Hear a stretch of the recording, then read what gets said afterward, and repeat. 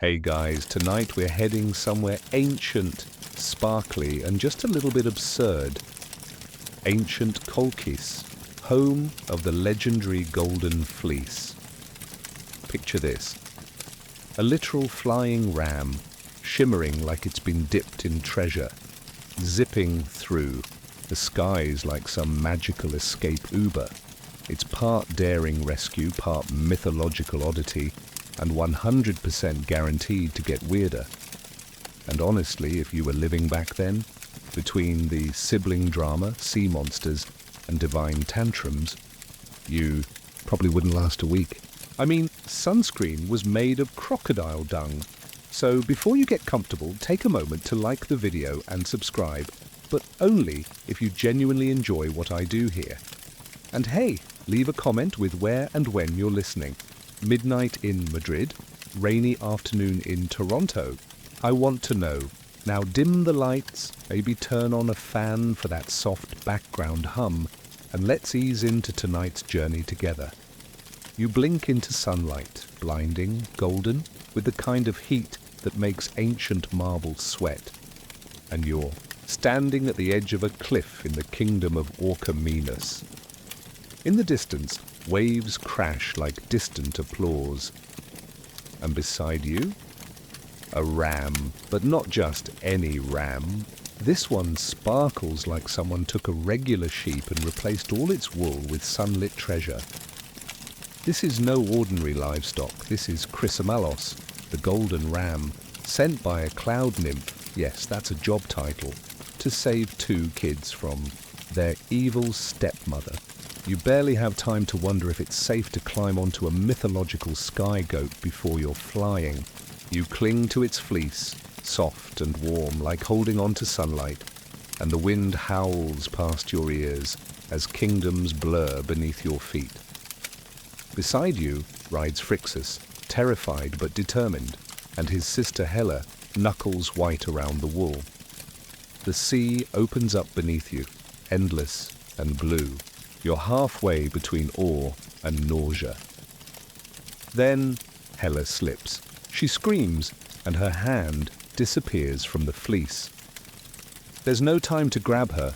She plummets, a splash, swallowed by the endless waters of what people later named the Hellespont. You land with Phrixus hours later, the ram gentle as a feather. You expect sobbing. Instead, Phrixus just stares at the horizon. It's the kind of grief that burns so long it forgets to be loud. The locals, Colchians, are both amazed and annoyed. Who just drops in with a magical ram? But the king, Aeetes, plays it cool. Phrixus gives him the fleece as a thank you gift, probably assuming it'll end up in some temple. Instead, the king nails it to a tree, hires a never-sleeping dragon to guard it, and basically makes it the fantasy world equivalent of locking the Mona Lisa in a bear cave. Why? Because mythological kings are 30% insecurity, 70% bad decision-making. Here's the weird part historians still argue about. Was the Golden Fleece a metaphor, a real object, a weathered sheepskin used to pan for gold flakes in mountain streams? Some say yes, others roll their eyes. Scholars have papers, internet forums have conspiracy threads. No one agrees. You walk through the palace garden one night, scent of myrrh in the air, moonlight flickering across fig trees. You hear Aeetes muttering about prophecies. Something about a foreigner coming to take the fleece, and how this future son-in-law better be immortal or invisible. You make a note to maybe not tell him about Jason. And somewhere in the dark, the dragon's coils shift, sleepless, humming low. The fleece, hanging from a branch, glints like it knows exactly how much trouble it's about to cause. And even now it doesn't look particularly warm. Back in Greece, meanwhile, the story twists. Jason is growing up. Somewhere across the Aegean, the man who sent the kids fleeing is living comfortably on a stolen throne, pretending history forgot him. But the fleece is out there, glowing, waiting, and like a slightly cursed family heirloom, It's about to become everyone's problem. You lie down beside a warm Colchian wall, stars spinning above like they're curious. The night is heavy with crickets and the faint whisper of a dragon breathing. You're not sure what's louder, myth, memory, or the beginning of 1,000 arguments, and the fleece? Still glowing, still golden, still not finished with you. You wake up with sand in your mouth and destiny in your lap, or at least that's what it feels like. You've washed ashore in Iolcus now. Think goats, gossip, and an unhealthy number of shrines to Hera. Jason is here too, barefoot, and already causing problems. You spot him walking up the palace steps wearing a single sandal because he lost the other one helping an old woman cross a river. Noble? Sure, but plot-wise, big mistake. That old woman was actually Hera in disguise, testing him. Classic move. She's now unofficially sponsoring his entire revenge tour. The gods in this era have the emotional maturity of middle schoolers and the power of natural disasters, so it's best not to question it. Jason's uncle, Peleus, doesn't miss the prophecy. Beware the man who arrives with one sandal. You'd think that would be cause for a subtle power shift. Nope. Peleus smiles like a man trying not to scream and tells Jason, if you really want the throne, how about you go grab that Golden Fleece? A classic setup for sudden death. Jason agrees, because why wouldn't you risk your life for a piece of tree jewelry guarded by a snake? Soon, you're standing on the docks, salty wind in your face as craftsmen hammer the final nails into the Argo, a ship so famous it practically has its own fan club. The wood creaks like it's alive, and in fact, it is. Hera had a sacred talking plank built into it. You don't question it. You just nod and keep packing your travel rations, mostly figs and despair. Jason gathers a crew, Hercules, Orpheus, Atalanta, the Boreads, basically every hero not currently stuck in a labyrinth or cursed by their reflection. The team is so stacked it feels like mythological fantasy football. And somehow, you're here too, wedged between a guy with six-pack abs and a guy who talks to birds. Your first stop is Lemnos, an island entirely run by women. Sounds great until you find out they murdered all their husbands for cheating and now just want new ones. Awkward. The Argonauts get comfortable. Too comfortable. You spend a few days politely declining fig cakes and marriage proposals before Jason remembers the fleece is still in Colchis and not, in fact, under a pile of perfumed pillows. Next, it's the land of the Doliones. Nice folks. Great hosts, until a nighttime mix-up leads to Jason accidentally killing their king. Whoops. You leave at dawn, everyone pretending it didn't happen. The sea, at least, has no memory. Then come the harpies, those part bird, part nightmare creatures that poop on your dinner and scream while doing it. You meet Phineas, a blind prophet cursed to be tormented by them at every meal. He looks like he hasn't had a proper lunch since last century. You and the Boreads chase the harpies away, earning his gratitude and some key intel, how to survive the clashing rocks. Now here's where things get dicey. The Symplegades, massive cliffs that crash together like angry siblings, guard the Bosphorus like it's a nightclub with a dress code. Jason releases a dove to test the gap.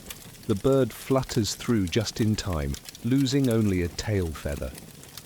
The Argo follows. You're bracing the hull, teeth clenched, as wood scrapes stone.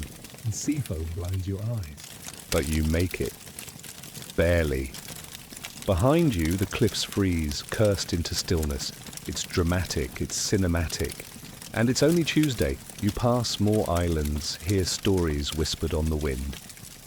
Somewhere behind you, Hercules quits the quest. Lost. his boyfriend. Broke his oar. Didn't get enough screen time. Classic hero exit. The journey to Colchis becomes more dreamlike. Nights blur into each other, stars wheeling above like they're watching. You share stories with Orpheus, who sings, Lullabies to the sea, Atalanta races dolphins and Jason. He just stares ahead, like he's already fighting the dragon in his mind. But even now, as Colchis finally looms on the horizon, glowing gold in the dusky light, you feel the weight of the fleece, not as a prize, but as a test, because this isn't just about glory. It's about debt, blood, and what you're willing to betray to get home. And let's be honest, you're not leaving this place the same person who arrived. Colchis doesn't welcome you. It watches you. The air is thick, honeyed and sharp, like too ripe fruit. And the city itself rises from the hills like it grew there, thorny and ancient. You can feel the fleece before you see it. Somewhere behind, palace walls and layers of curses, it hums like it knows you're coming. King Aeetes of Colchis is not exactly the handshake and hospitality type. He wears a crown like it's fused to his skull and looks at Jason like he's already measuring his coffin. When Jason announces his request, calm, noble, extremely underprepared, it smiles. That sharp, dangerous kind of smile that never reaches the eyes. Sure, the king says, you can earn the Golden Fleece, just a little light farm work first. Yoke 2 fire-breathing bronze bulls, plough a field, sow it with dragon teeth, and then survive the army of skeletal warriors that grow from the ground. No big deal. You stand there, mentally drafting Jason's will, but then, like a vision conjured by bad timing and better storytelling, she appears. Medea, the king's daughter, sorceress, priestess of Hecate.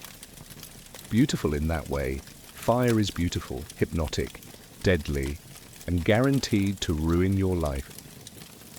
The moment she sees Jason, her world tips.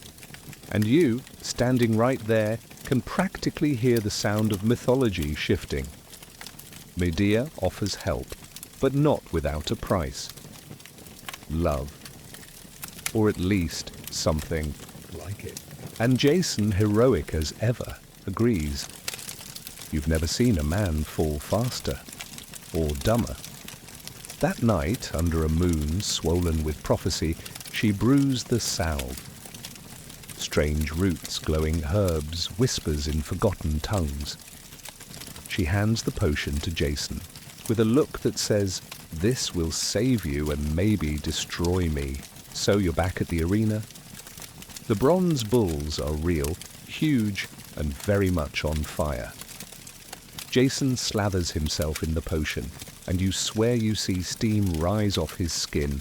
He grips, the yoke, teeth clenched. You're shouting encouragement, or possibly just screaming. Somehow, he does it.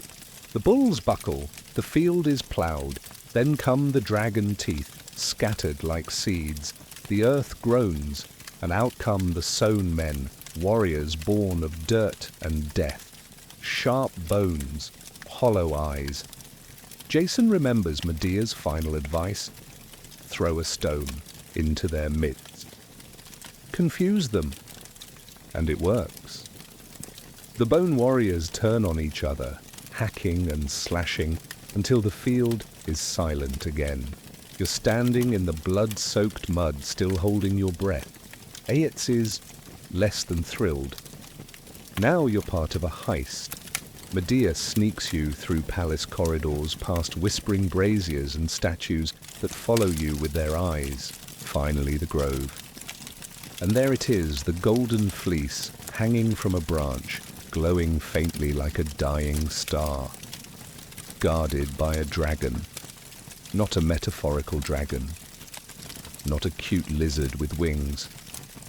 A full, coiled, shimmering monster that doesn't blink Medea whispers, her voice like falling snow, and the creature stills. Sleep takes it slowly, reluctantly. You can feel the magic like static on your skin. Jason steps forward, takes the fleece. It's heavier than it looks. The escape isn't smooth. Aeetes wakes to betrayal and fire. His army floods the shore. Medea throws curses behind you like burning breadcrumbs. You leap onto the Argo, fleece in hand, and push off as arrows rain down. One sails past your ear, another hits the mast. You don't breathe again until the coastline is a memory. But Aeetes isn't done. He sends ships after you faster than they should be, and gaining. That's when Medea does the unthinkable. Her own brother, Apsyrtus, sent to negotiate or capture her, meets you on a fog-covered island. And there, Medea makes her choice. The stories say she killed him, chopped his body and scattered it in the sea to slow her father's pursuit. Others say Jason did it, or that Apsyrtus let it happen. No one really knows. Historians still argue about it. Some whisper it wasn't strategy, but spite. A sacrifice made to prove love or to burn bridges so thoroughly they couldn't be rebuilt. Either way, the sea turns red, and Aeetes turns back. The wind returns, but the curse has begun. You feel it in Medea's silence, in the way Jason avoids her eyes. The fleece might be golden, but it came wrapped in blood, and blood, in stories like these, always demands interest. Still the sails fill, and you drift westward, back toward home. The sea is calmer now, but that's the thing with calm, it's just waiting for the next storm. The Argo sails like a ghost across unfamiliar waters, its crew quiet, eyes shifting toward Medea when they think no one's watching. You sit by the rail trying to scrub the memory of Apsyrtus's blood from your mind, but it clings like brine. The gods are not impressed. The journey home becomes a labyrinth of divine grudges and nautical nightmares. First, you're blown off course and land on the island of Circe, Medea's aunt. Yes, that's Circe, the one who turns men into pigs and stirs her tea with snake venom. She's surprisingly chill, but not that chill. When she learns what Medea did to her brother, even Circe pauses. There's a purification ritual, vague and strange, involving incense, chanting, and maybe a goat's liver. You don't ask questions. The important part is the curse isn't lifted, just postponed. You leave Circe's island behind, and then it's one thing after another, like some kind of divine reality show where every episode ends in, will they make it? And the answer is barely. Sirens try to lure the crew with music sweeter than honey. You stuff wax in your ears and consider becoming a professional, harp critic out of spite.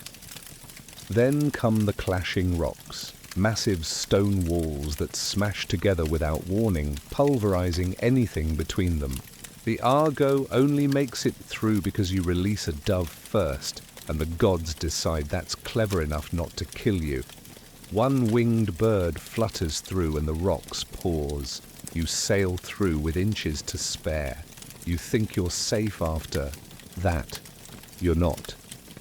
The crew grows restless. Jason grows distant. Medea watches him the way a cat watches a bird that's just realized it's in a cage. She still has the look of firelight in her eyes, but something's colder now. Like she knows the price she's paid, and she's not done counting. You land next at the court of Alcinous, king of the Phaeacians. He offers shelter, hospitality. Everything seems fine until Aeetes' men catch up. They've followed you all. This way, demanding Medea be returned. Alcinous, stuck in the middle, proposes a solution so legalistic it would make modern lawyers weep. If Medea and Jason are married, then returning her would be a violation of sacred hospitality. If not, well then, she's still her father's subject. So guess what happens next? A wedding at midnight, quiet, rushed, awkward. You stand in the shadows holding a candle stub, watching Jason say vows like he's reading a menu.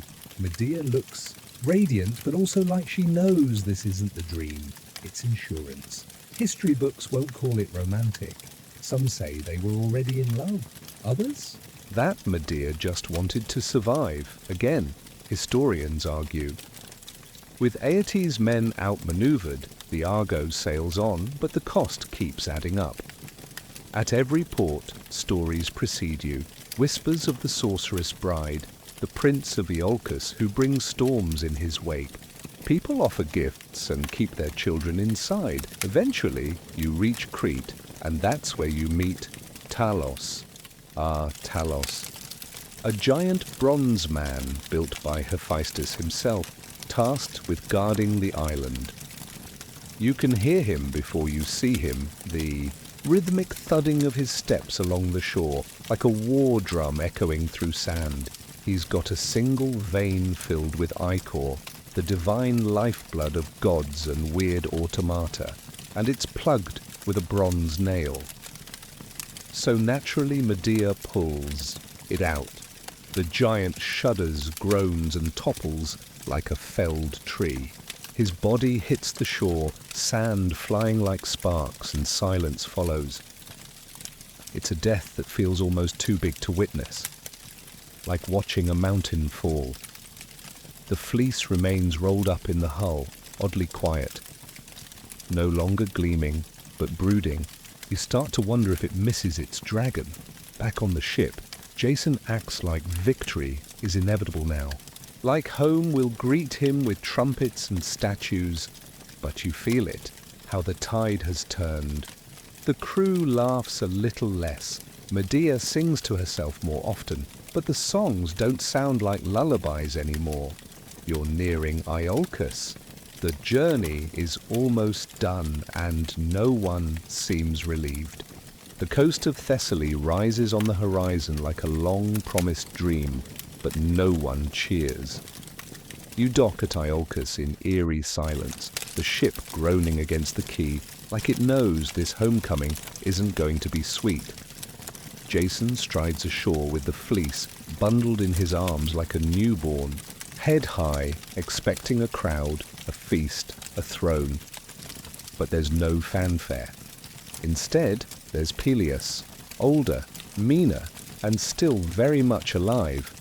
His face doesn't even twitch when he sees the Golden Fleece. No awe, no gratitude, just the smirk of someone who's read the fine print in the prophecy and knows it says nothing about stepping down. "You've returned," he says, voice dry as salted cod, "with a blanket." The man has the subtlety of a brick wall.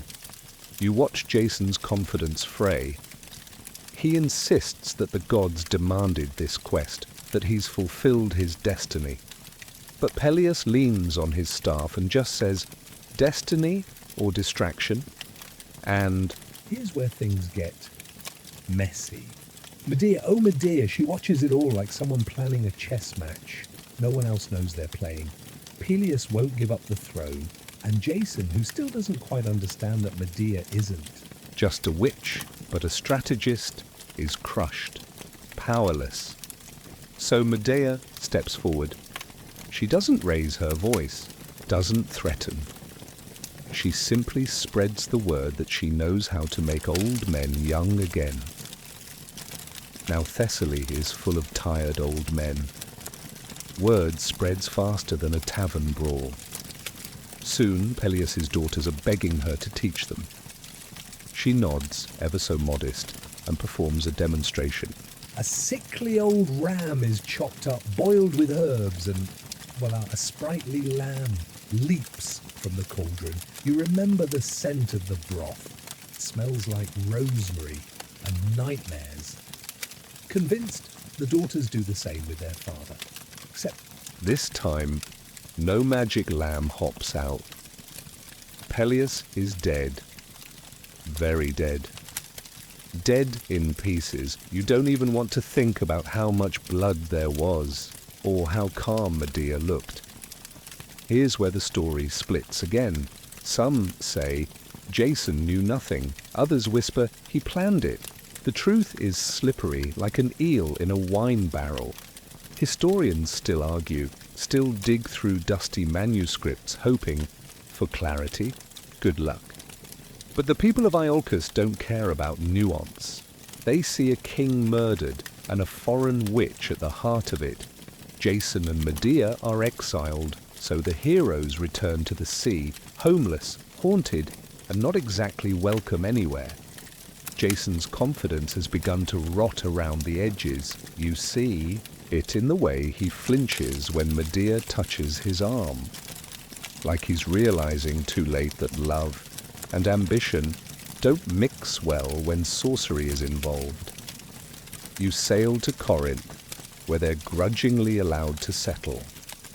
A kingdom without drama for once. Medea gives Jason 2 sons, and for a moment it almost feels like peace. the family lives quietly in a modest palace. You think, maybe this is it, the ending that defies the pattern. But no, because Jason's hunger for glory is a weed, not a wound. It grows back. When the king of Corinth offers his daughter's hand, in marriage, along with succession rights, Jason agrees, quietly, politely, as if Medea were a summer fling and not the reason he's alive. He doesn't tell her himself. Of course he doesn't. You're there when she finds out. The way she stands still in the hallway, wind curling her dress around her ankles, like she's the eye of a storm pretending not to notice the thunder. She doesn't scream, doesn't curse. She just smiles, and that smile is worse than fury. Later that night, she sends the princess a gift, a robe embroidered with gold thread, so beautiful it seems lit from within. The girl dies, screaming. So does her father when he tries to save her. The robe turns to fire, clinging to their skin like hungry sunlight. Jason arrives too late, again. The palace smells like ashes and melted dreams. You find Medea with the children. She's already said goodbye to them, and to you. Her voice is soft, distant, like she's halfway gone already. You try to stop her, but you're too late for that. 2. The myths disagree on whether she kills the children or hides them in Hera's temple.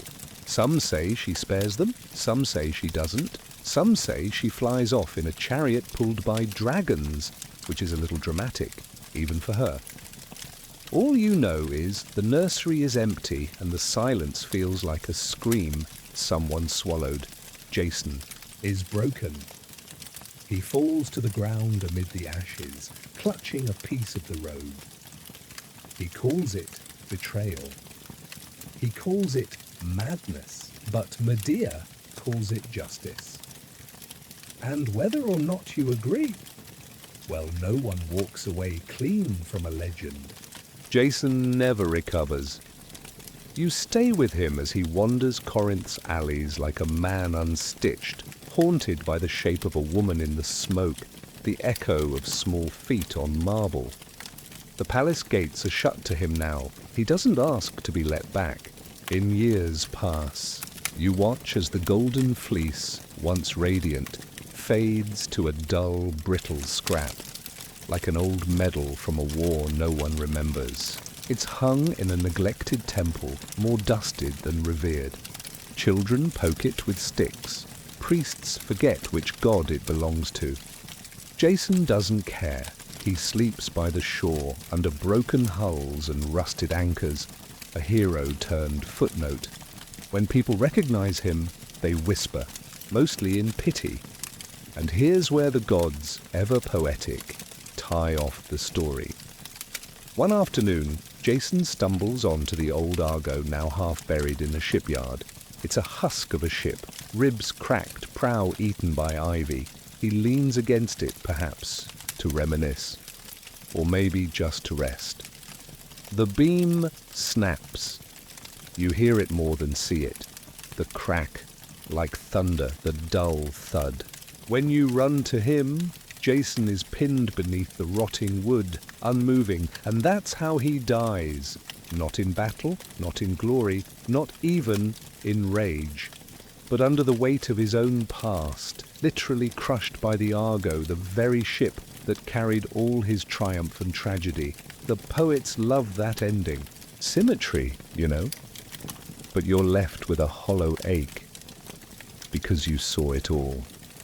You felt the heat of Colchis, the salt spray of Lemnos, the fire in Medea's eyes. And now it's just gone. Here's the strange truth, the story of the Golden Fleece isn't about the fleece at all, not really. It's about all the things people chase in the name of destiny, power, love, revenge, and what's left when the chasing ends. Historians still argue whether Jason was a hero or a fool, whether Medea was a villain or a victim. The scrolls disagree, the statues lie, the gods, as always, remain cryptic. And you? You remember? You remember the way the ship groaned like a tired heart. You remember Orpheus playing music to calm a storm. You remember Medea standing silent, in the moonlight, more terrifying in stillness than any sword. You remember, even if no one else does, the sand drifts softly over Jason's grave. A laurel tree grows nearby. Birds nest in the Argo's shattered frame. Time forgets, but nature folds the story into itself like waves over a name carved too close to shore. Now, as your eyes grow heavier, the myth quiets down. The sea grows still, just the soft lapping of water against stone. The torchlight flickers lower. You're back on the deck, wrapped in night. Your breath slow and warm beneath woolen stars. Maybe you were part of the crew. Maybe you were the fleece, or maybe you're just a dreamer, curled beneath blankets, caught in the net of an old story retold. Whatever the case, the journey ends, for now. End of script. Sweet dreams.